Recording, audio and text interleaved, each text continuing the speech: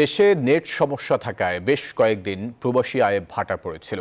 চলতি মাসে প্রথম 18 দিনে প্রতিদিন গড়ে প্রবাসী আয় এসেছিল $7,90,00,000।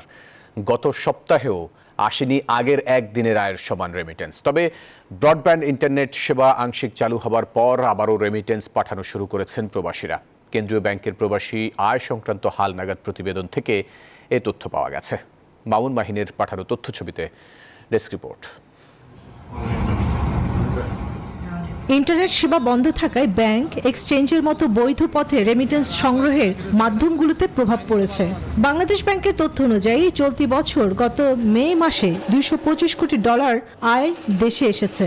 এর পরবর্তী কোরবানি ঈদের মাসে অর্থাৎ জুন মাসে $254 কোটি রেমিটেন্স দেশে পাঠিয়েছেন প্রবাসীরা। তবে চলতি মাসে রেমিটেন্স আসার পরিমাণ বলা যায় লক্ষ্যমাত্রা হারে কমেছে। প্রবাসীরা জানায় দেশের স্বজনদের সাথে যোগাযোগ করতে না পারায় অর্থ প্রেরণ হচ্ছে না। স্বাস্থ্যকর অল টাইম হানিকম, সব সময় অল টাইম হেলদি লাইফ। বর্তমানে অনেকে ব্যাংকে টাকা পাঠাচ্ছে না, মনে করতেছে ব্যাংক সচল নাই। এখন তো সবগুলো তো মনে করেন ঠিক হয়ে গেছে। এখন ইনশাআল্লাহ আমরা রেমিটেন্স পাঠাবো। কয়েকদিন ধরে আবার সচল হয়েছে। আমরা সাধারণ প্রবাসী যারা আছি আমরা রেমিটেন্স পাঠাচ্ছি। এতে বেড়েছে হুন্ডি। দুবাইয়ের মানি এক্সচেঞ্জগুলো বলছে ব্রডব্যান্ড ইন্টারনেট সেবা আংশিক চালুর পর আবারও প্রবাসীরা এক্সচেঞ্জ বা ব্যাংক মুখাপেক্ষী হচ্ছেন। তবে সংখ্যাটা কম হলেও গত কয়েকদিন ধরে আবারও বাংলাদেশিরা আসতে শুরু করেছেন। আপনারা আসুন, এক্সচেঞ্জ হাউস থেকে বৈধ পথে টাকা পাঠান।